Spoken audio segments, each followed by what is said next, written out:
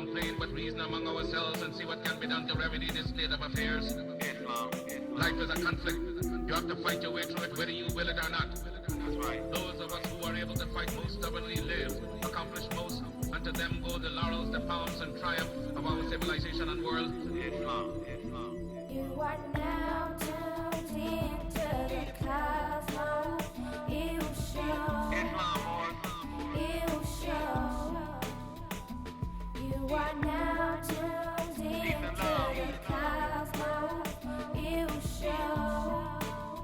You show. Gratitude for tuning in.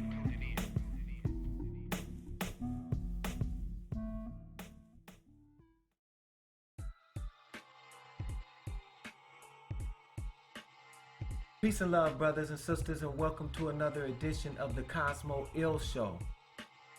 I have a very special guest, and it's special to me, and special in regards to the relevancy of finance, upliftment, and an overall psychological shift in the perception of Moors here and abroad.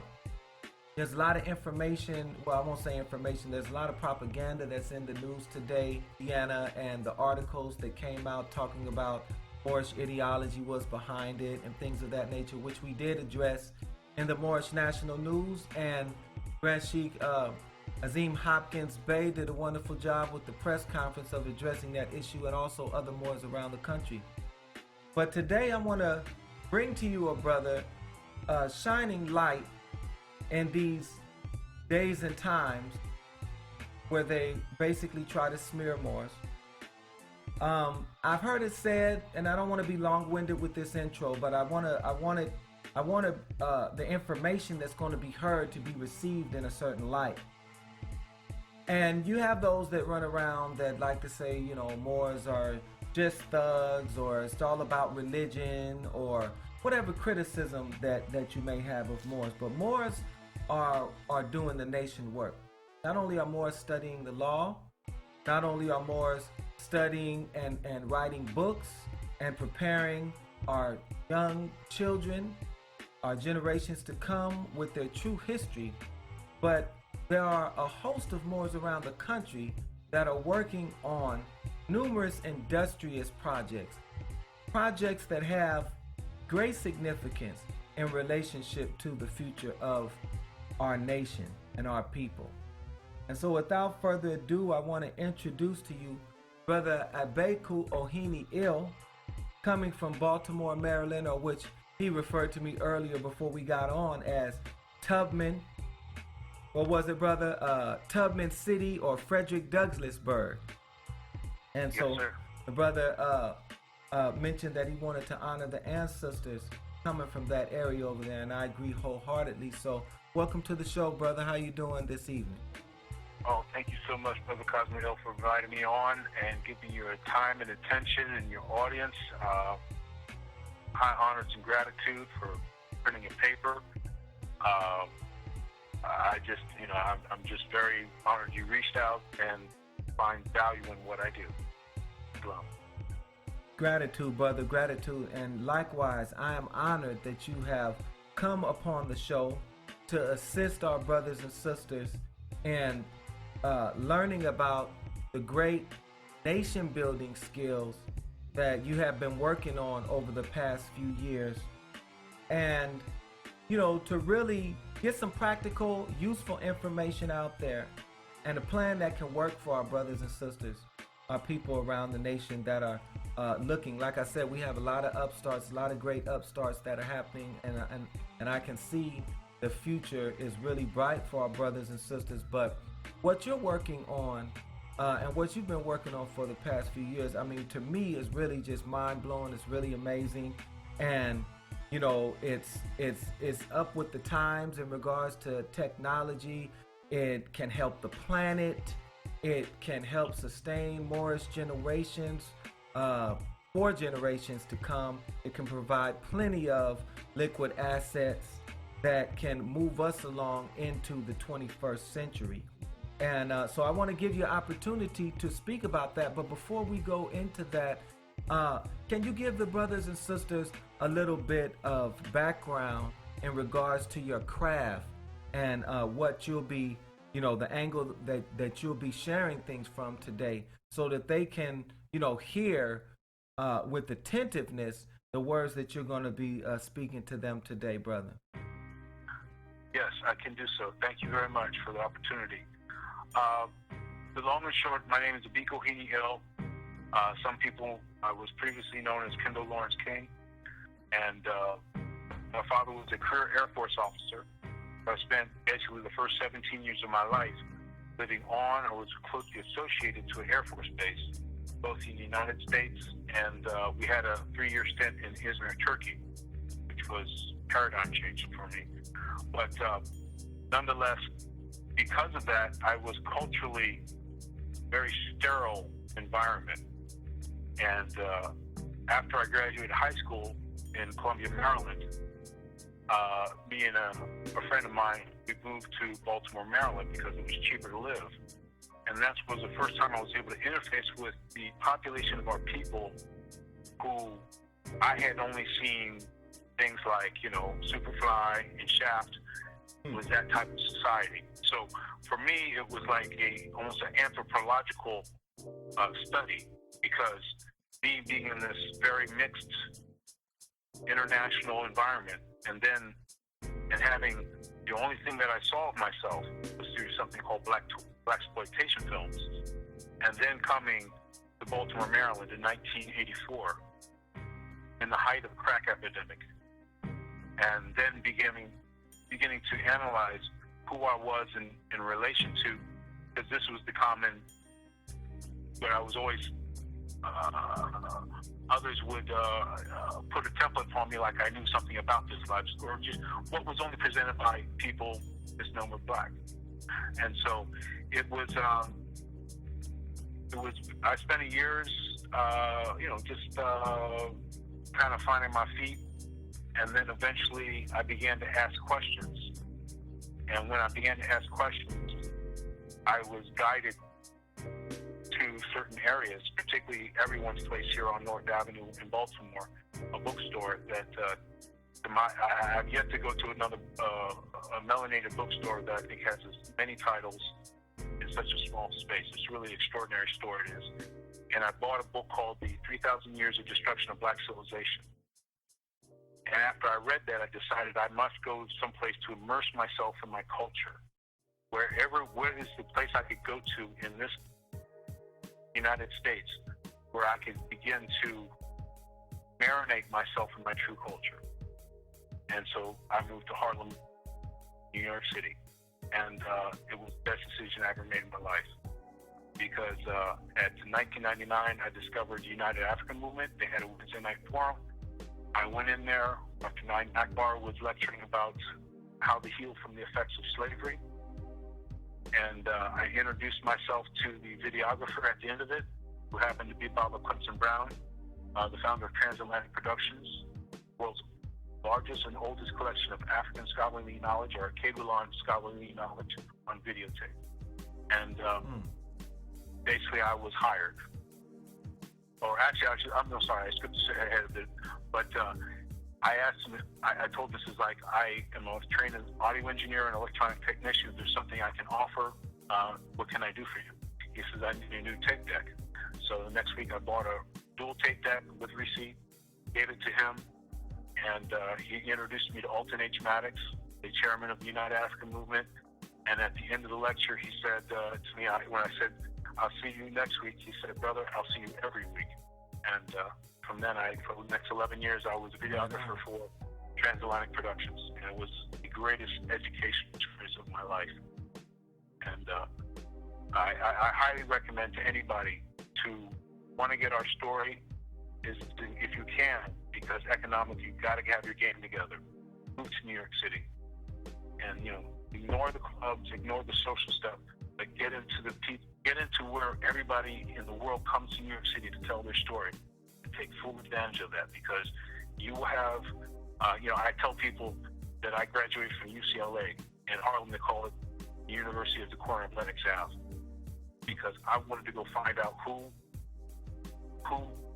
taught Malcolm, who worked with Marcus Garvey, and who worked with Adam Clayton Powell.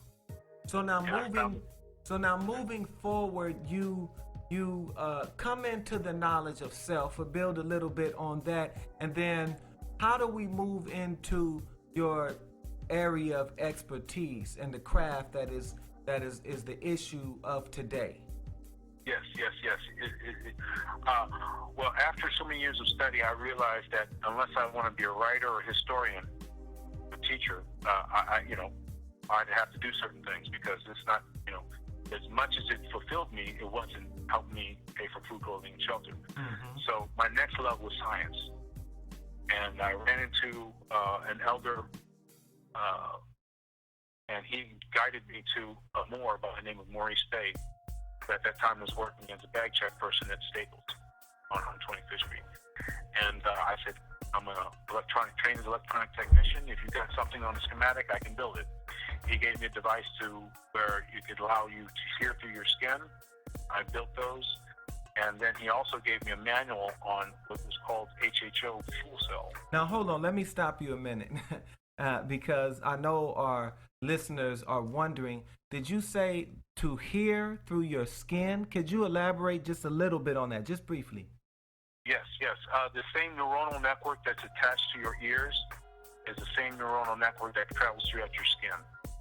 Now, because of so-called modern technology, our senses have been dulled. And it took like about 5 to 10 minutes before it began to really prescient in my mind. But because when I built it and I tested at first, you're directed to put it next to your temples. But being an audio engineer by trade, I understood that it could be proximity effect, meaning just because it's close to your ear. Mm-hmm. So what I did, I then put the contacts at my ankles. And it took like a couple minutes, but eventually I began to hear like I hear through headphones. And it was an extraordinary experience. Wow. Something what we could, now you just kind of mentioned it in passing, hear through your skin. So I had to stop you there because I want our listeners to understand the depth of your craft. And we're dealing with science right now. And so this is it's not a prestigious career like the professor, teacher, rap star, and so I mean it's prestigious in its essence, but I mean when people generally think of famous people, they don't generally think of the scientists, but this is so crucial for a young nation like us and in our development and going forward in the future. So when I can't just let you skim over that, and you're talking about neuroscience and things here, so I want people to understand the depth of where we're about to go with this show. I didn't mean to stop you, brother, but please continue. No, please interrupt, because I mean I'm so versed in I'm into the technology aspect that I'm not a good public speaker, and I'll say things that I have to say. I apologies for not mentioning this, but if there's something I say that you don't understand or you think needs clarity, please stop me and ask a question, because I have a habit that I have to unlearn. It's like be real with what has happened to people in this country in the last, I have to say, in my experience, since 1980. Because in 1980, I understood that adults don't know how to count when they say Ronald Reagan won by a landslide, and you only had 26% of the registered voters voting him in. So I mean, look, honors to Gil Scott Heron. Right on, yes sir. So why don't we do this before we go any further and we talk about this invention or improvement on invention that can help our people in so many different ways, can help the planet, not just our people. What are the people about to get a crash course in real quick? Basically, the substance that is covered by 75% of this planet, called water, is fuel. And we can access that to power anything we need. So I'll repeat again. What is covering 70 to 75% of this planet, substance called water, that is fuel. And we can use that to power anything we need. We'll be right back with more from the Cozmo Ill Show, featuring Abeeku Ohene Ill, discussing how to convert cars to run off of water instead of gas, and technology in general as a rule for economic, social, and governmental development. Love and life interested me so that I dared to knock at the door of the Cosmo.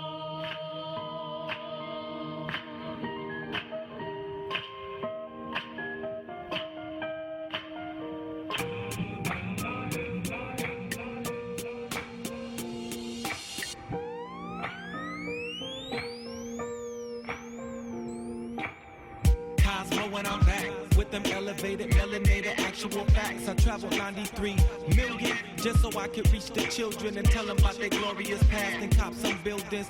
Set up a school, get them ready to rule, teach them the rules and the codes and traditions of the most. Make them move towards self-development and education. Constant elevation, dedication to the cause, peace and love, free them all. It's the M-I-N period culture law with the draw of the time, which is time never was. Your blood is your cousin is your blood. Raise the 5 fingers up, then to the heart for loved ones, and shine with the rhyme, agree or doggone. Leave a legacy to grow on, like Noble Jew Ali, Garvey Shabazz, Jamil, and so on. I am ambassador from the intergalactic regions of the Council of Outer Space. How do we know you're for real? How do you know I'm real? I'm not real. I'm just like you. You don't exist in this society. If you did, your people wouldn't be seeking My equal ill will rights. lead you to the foregone conclusion. More from these shores, vanguards of the movement. Community improvement, communalism, and it's through my own spectacles I view the Roman system. Christian code, color casting fast. I'm a blast from the past with the rap and the math. So listen up, I know the truth is abrupt, but how I'm gonna give up? My people down on their luck. It's open season on a gun like quails and ducks. Wishing you could get it here for just $1,000. You could live another month in this cold construct, but I heard it's time to free them all, and that's what's up. So free your body and your mind, cause it's all intertwined. As above, so below, but the universe is inside. You're not real. If you were, you'd have some status among the nations of the world. So we're both myths. I do not come to you as reality. I come to you as myths, because that's what black people are, myths.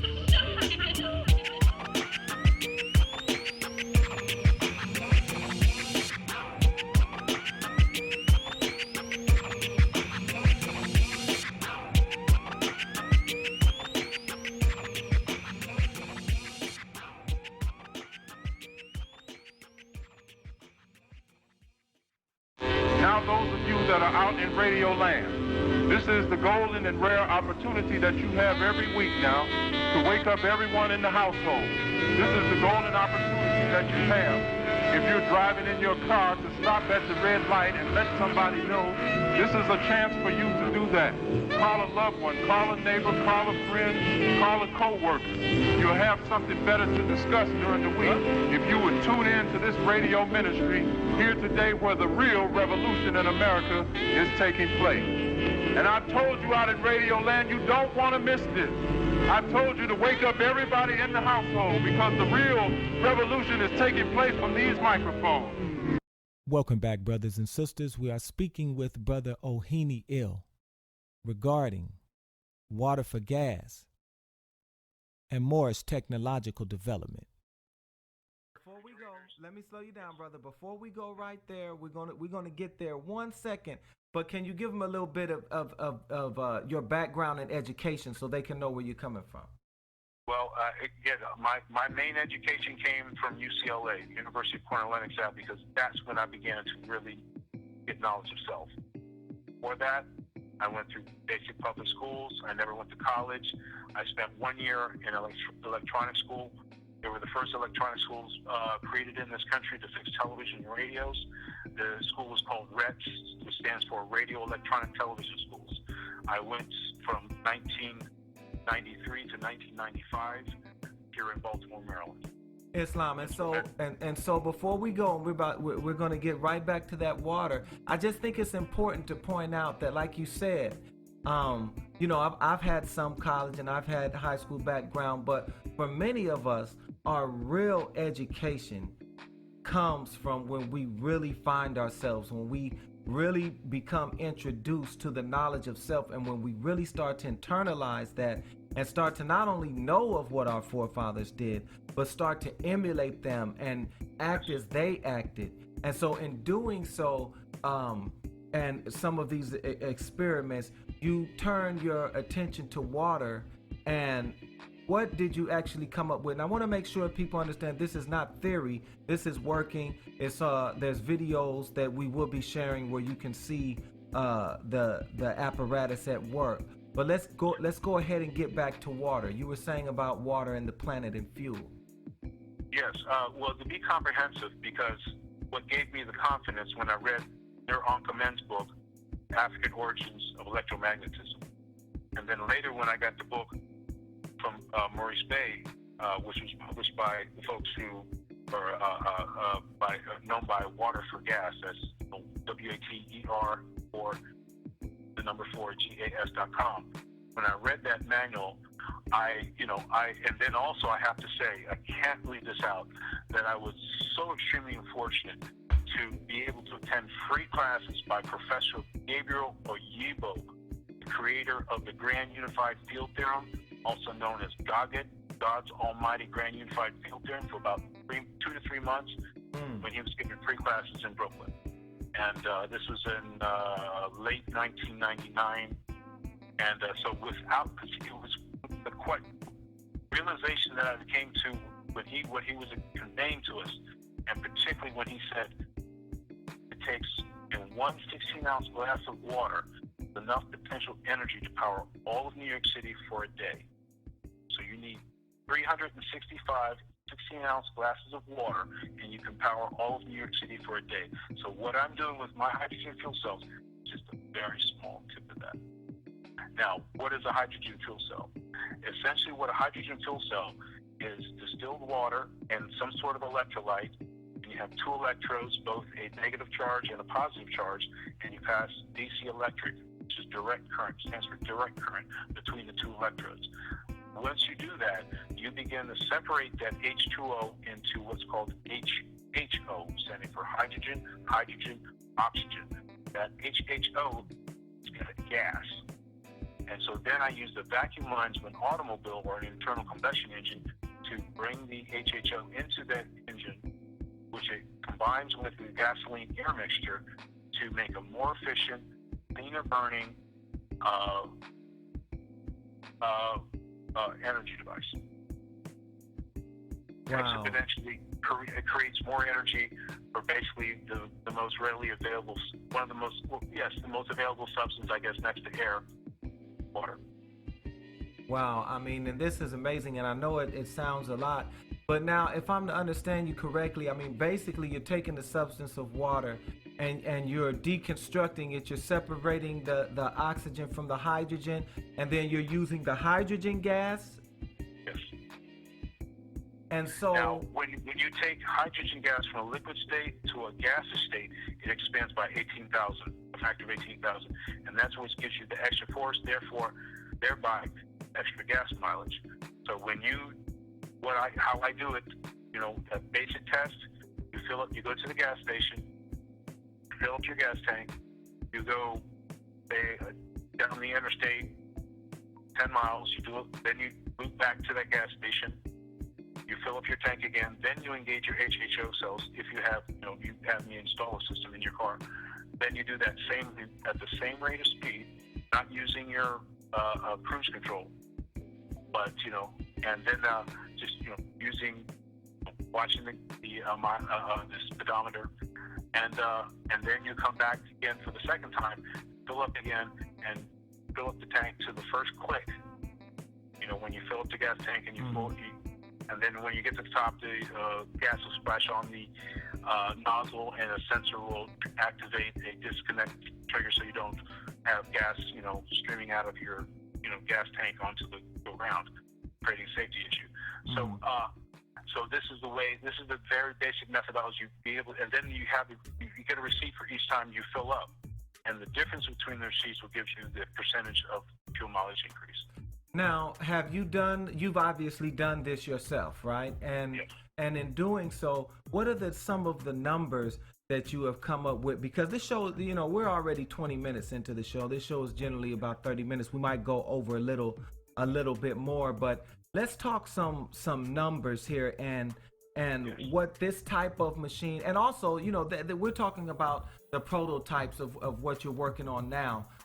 Let's talk some numbers of your experiments, and then I want to move on to some numbers of modifications and projections of the future that you haven't experimented with yet, but you see where it's going. So what are some of the numbers that you've come up with in experiments so far?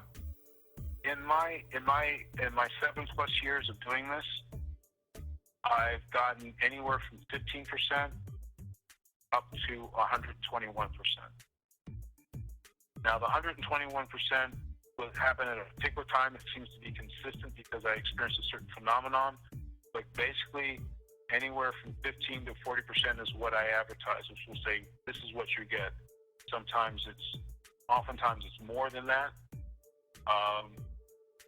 One of the videos I have on YouTube, the 1 year report that Dr. Umar Shabazz Bey and the van that he bought to allow me to do my initial application. I want to give a shout out to Brother Umar Shabazz Bey, a good brother, very industrious, and he's doing work Louisiana territory.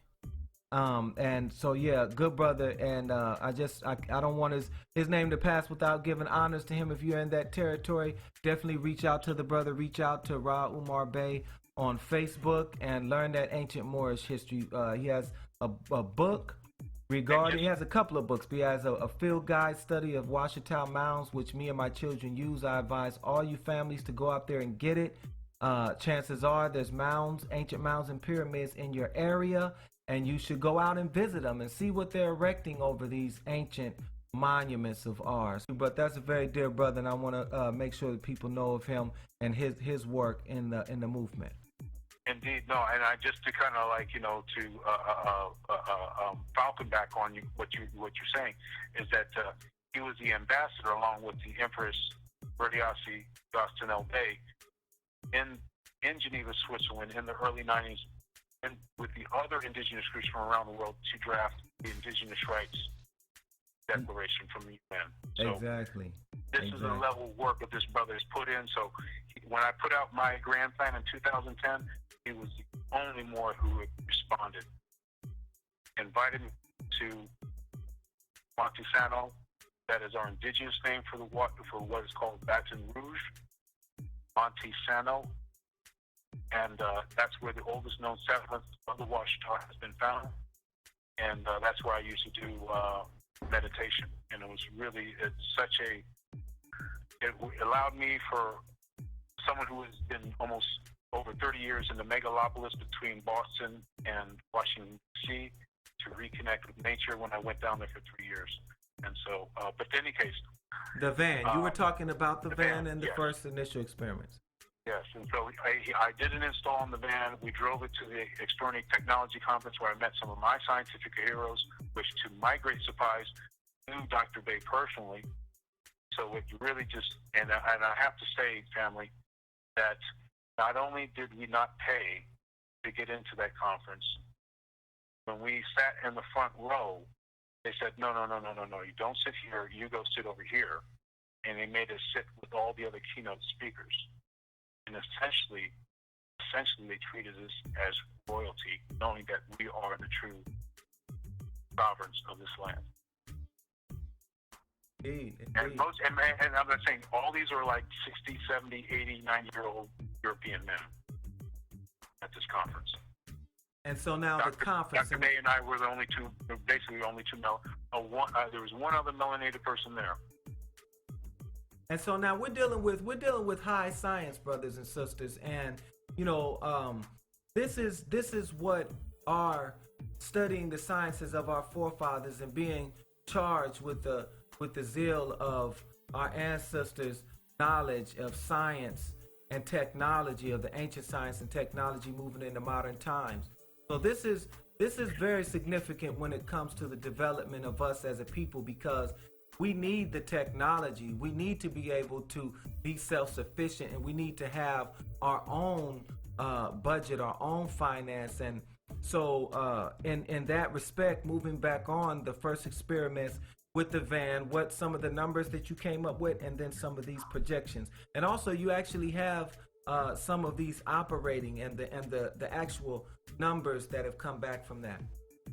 Well, so far as that van goes, it was I had it for quite a period of time, and it was the one time that I actually had a vehicle where I could have a year's worth of testing, even though it wasn't day by day, because it was a 32-gallon tank, and it was quite expensive to fill up because gasoline at that time was around between $4 and $5.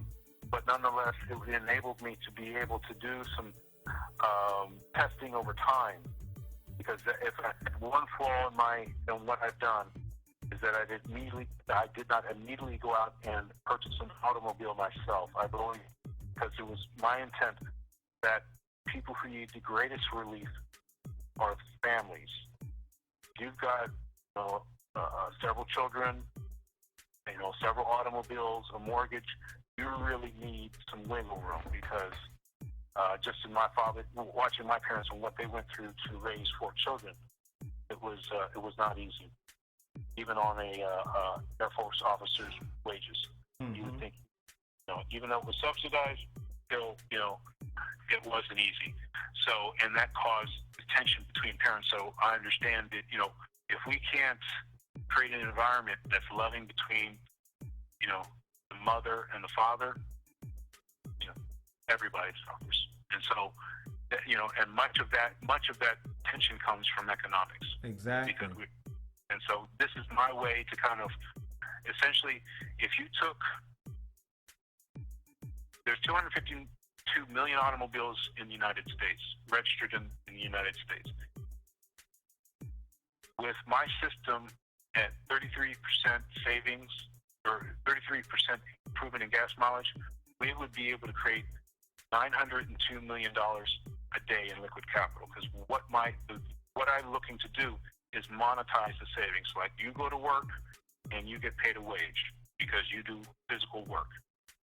Now, when you're getting anywhere from 15 to 40% extra work out of your automobile, out of essentially a free substance called water, you do just like JP Morgan, Wells Fargo, all the other banks that did all these derivatives and created a false bubble and got a bailout from us, essentially stole $20 trillion and nobody went to jail. What's good for the goose is good for the gander. So basically, for our listeners, so when you talk about monetizing, basically, yes, you're talking about taking these projections, which banks and other financial institutions operate on, and turning it into liquid assets or monies that can be used for future development of different projects, or for insurance plans, for pensions plans, for all manner of things. And go ahead, brother. Particularly since we are the ones with the delegation of authority to operate on this landmass. We've been here. For those who may not know of the book, I highly recommend, because it's another piece of ammunition for you to utilize. The book written by David Imhotep, First Americans Were Africans, or Kabulons. How long ago did that book come out? It came out in December 2011, so this is pretty new so that's information. A new book. So so a lot of people just may not be aware of it, so I always mention it because, along with other books, so of course with, Ivan Van Sertima, Paul Alfred Barton, Horace Butler, gives us, now in the book, there's an archaeologist by the name of Dr. Alfred Good. He's been there since 1995 doing archaeological dig. Mm-hmm. It's about maybe 60 miles off the coast of South Carolina, permanent settlements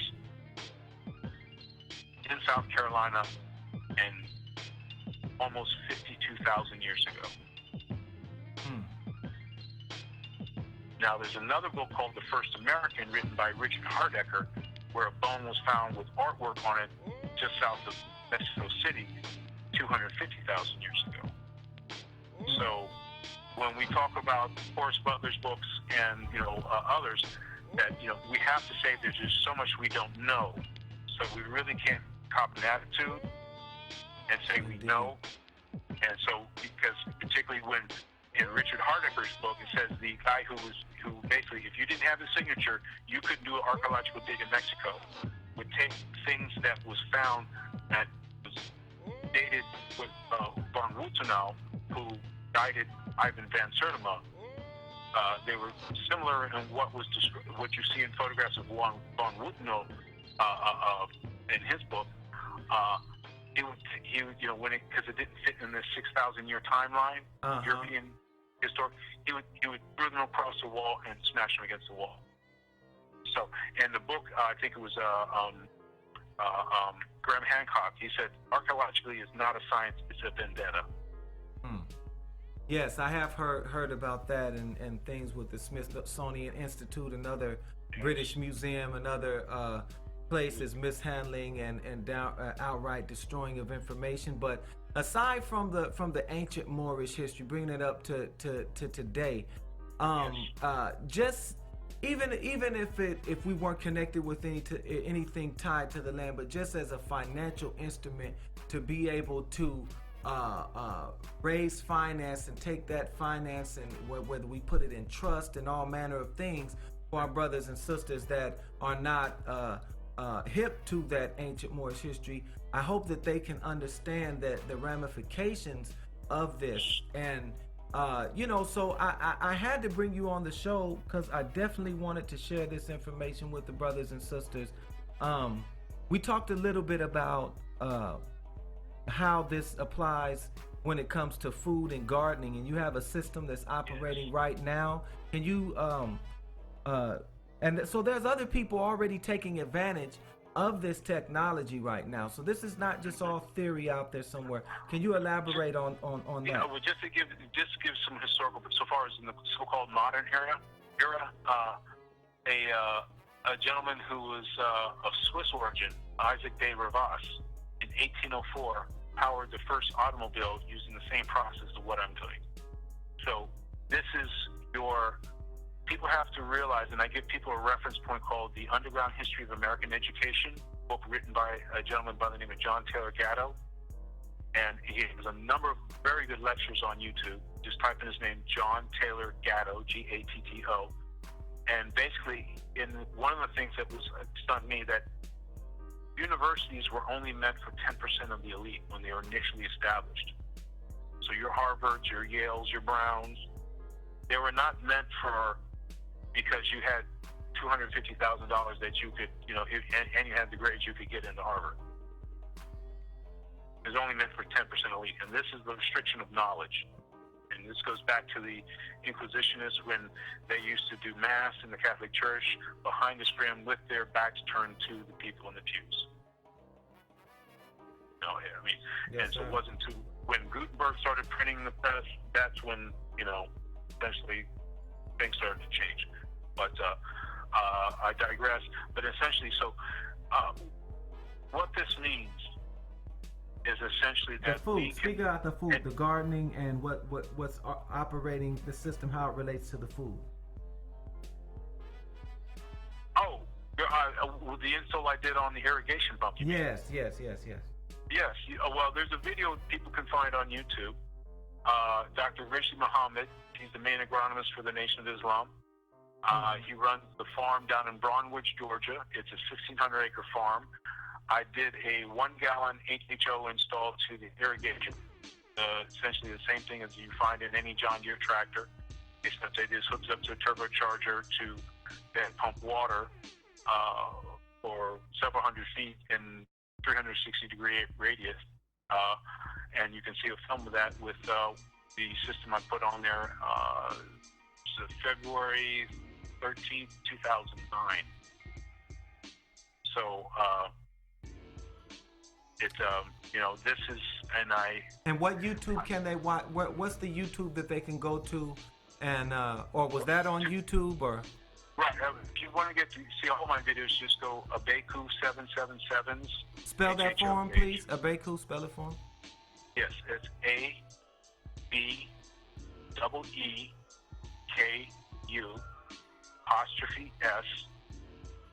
the number 777 HHOTAGE, and then good to go. Or if you just do Abeeku HHO, good to go. Because, or even better, for those, just all you gotta do is type in Amexem Technologies to Google, and you'll come up with my videos. So Amexem Technologies. That make it really simple. Amexem Technologies, brothers and sisters. Now, so that we know that this can cause us savings in the millions and billions of dollars. How much? I mean, you're building these systems, and how much does it cost for your prototypes, and what are you looking at to try to raise to get everything fully functional? Well, basically, a very, very simple basic version I can do for about $30. And wait a minute, $30 to not only bring about savings, but to help the planet, because this doesn't create, I think you said, zero emissions on this? Well, yes. I mean, I've neglected to mention that when you put this into, you integrate this system as a fuel supplementation to your automobile's gasoline, what comes out the exhaust pipe is oxygen and water vapor instead of pollution, to the degree of somewhere between 90 to maybe 90, or basically I should say, to be conservative, 80 to 90%. There's very little toxicity. In fact, I did 7 hours of demonstrations at an Earth Day festival in Baton Rouge, Louisiana, back in 2012. And I've probably got more hoarseness in my voice now than I did after 7 hours of doing that demonstration, because I was so oxygenated. And mind you, this is a 470-hour engine. You can see the video of my 1 year report. That's the vehicle Ford van. It's a red and white van. And yes, it's really. And now, even the credits, what is it called? Greenhouse gas emission credits. Now, yes. This is even a source of finance, right? Right, with the carbon credits, or what they're going to try to construct, so far as the polluters to those who are doing the greening, and so if you want to pay a carbon credit, you can continue to pollute, and so this is way individual, because essentially what I'm doing is turning your automobile into a savings account at the rate of about $1,000 a year. Now, you take, according to U.S. Census figures, roughly 40 million unaided people called misnomer black times 1,000. As the numbers are astronomical. I mean, even when you start putting it together, which you're obviously going to speak on now, I just want people to understand that this is something that's affordable for families right now. But so speak. If you're an individual, let me just interject. If you're an individual, $15 an hour, this would be not difficult for you. If you're paying a rent that's not more than $1,000 a month, very doable. And so how much to convert a car with all the apparatus, and then what are you looking to raise and build so that you can provide this service or open a company or wherever you see the vision going? Well, every automobile is different, because you have to find space inside the hood of the car, the engine compartment. And because of the simplicity of the process, and that's one thing that I want to emphasize, that if you just get the manual for water for gas and you're good with your hands, really don't need anybody. That's what I did. I basically trained, even though I've got some technical knowledge, but to kind of do what I did, I wasn't trained for it. So waterforgas.com, I believe you can download the manual for free, and from that you can get creative, because it's really, like I said, this was first done over 200 years ago, 1804. Public knowledge.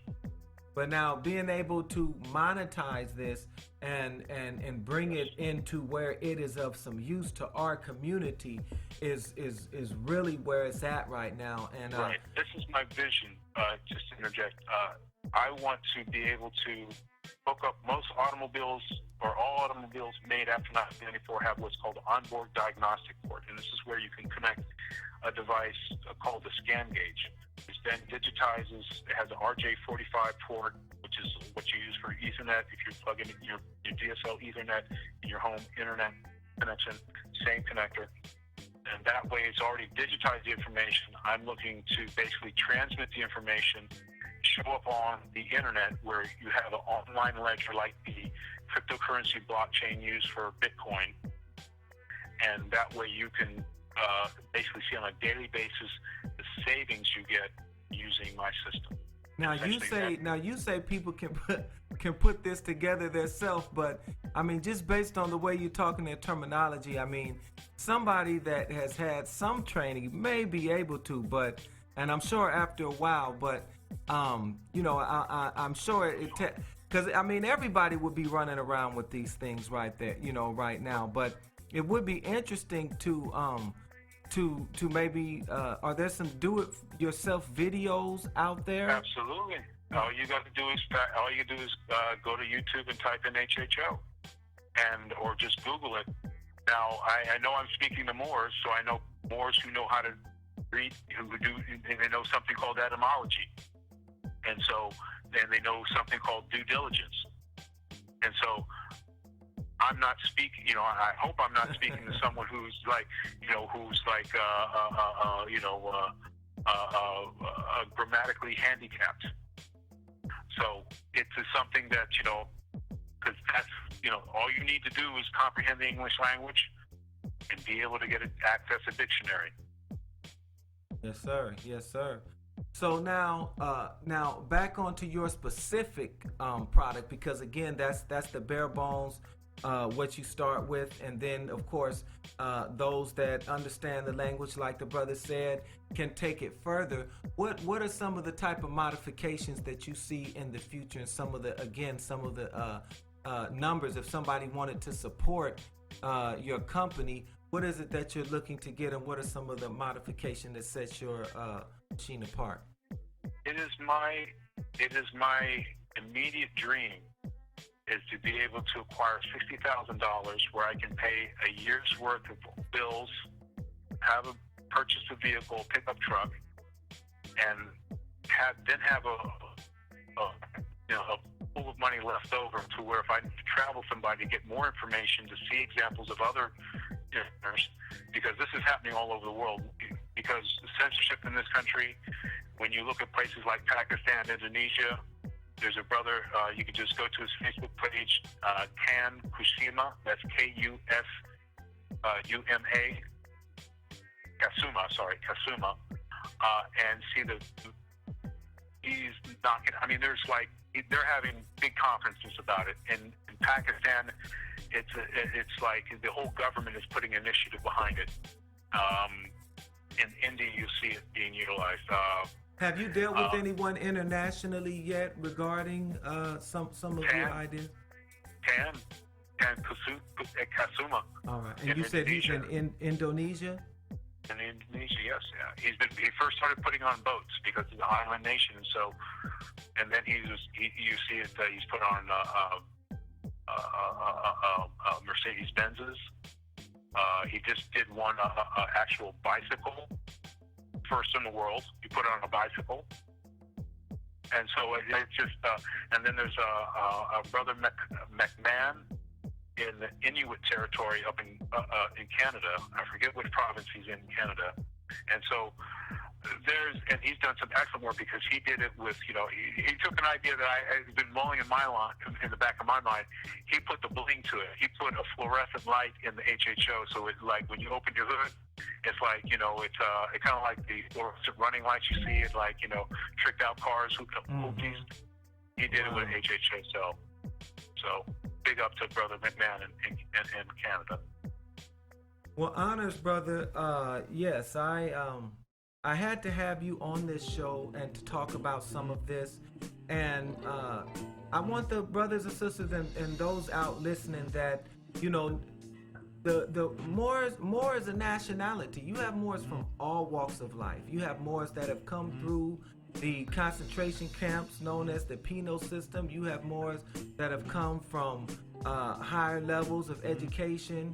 You have Moors that are waking up from all areas. You have Moors that have come through trades, and they're using these trades, they're using their crafts to bring about a prosperous Moorish destiny and to bring about practical, useful solutions for not only our people, but the world. And, you know, honors to you, brother, for spending your time to create, modify, and organize this information right here for our brothers and sisters. And you know, it's my honor to help you get the word out about it. There's going to be, you guys, brothers and sisters, you'll hear in the future about fundraising for this. This is a project that I hope to be attached to for a while, and I hope to ride it all the way and to see it come into fruition. You know, our family, our people prospering with this type of green technology that is so good for everyone, brother. So again, honors for coming on the show. Are there any last words? Plug everything so that you never know who's listening. Plug everything so that you can be contacted and so that we can move things forward for our people. Yes, thank you for the opportunity. Again, I just want to say to the family out there, I offer something that I don't think any other lecturer will be able to give. That if you invite me and bring me to your jurisdiction, I will only come if I can do an install or an automobile in your jurisdiction. So I will leave you with a working model. So in a sense, you know, you can pay yourself back for bringing me there. Wow. That's beautiful. So you can become part of the network and the new reality that water is fuel, and we don't need to dig no oil wells. We don't need to do no fracking. We don't need to do no mountaintop removal for coal. And this is the type of science that our forefathers were into. You study indigenous cultures, you study our ancient cultures all around the world. Yes, you know, due to waste and other byproducts of civilization, you're going to see some happenings with the planet, but for the most part, we and in our philosophies and in our theology and in the basis of our culture has always been to honor and respect Mother Earth, and to honor and respect Father Sky, and to honor and respect the natural elements of our environment. And so the fact that not only is this scientific, but it contributes to that, it follows in that tradition of ancient Moorish science. And again, I'm just honored to be able to help you in whatever way I can and present this information, let the people know about you. You know, each one teach one, brothers and sisters out there. Support this brother, support other brothers and sisters like him, support the Moorish National News, and support the Cozmo Ill Show, brothers and sisters. And with that, is there anything else you want to plug, brother? Yes, if you want to get in contact with me, all you gotta do is Google Amexem Technologies. Most of my videos, below the video is my phone number. You can call me. Usually there should be a link for my emails. I have a number of emails, so you know, let's get together and build, because all we need to do is come together as, you know, one human family, and we can do as we will. Peace. All right, brothers and sisters, you heard it here on the Cozmo Ill Show. Support your Moorish science, support your ancient Moorish science, support your knowledge of self. Knowledge itself is doing great things for our brothers and sisters. Stick with the cause, brothers and sisters, because the future is great. As long as we keep focusing on uplifting, nation building skills, we're going to meet opposition. If you're not doing anything, then if you're not meeting any opposition, then you're not putting in any work. And so, but it's time to help each other, and let's make it easier for one another, because in helping one another, we're helping ourselves and we're helping our future generations. Remember, content thyself with deserving praise, and thy posterity shall rejoice in hearing it. And we'll be looking down and rejoicing in the prosperity of our posterity. And I'll leave you with those words: peace, love, all the above.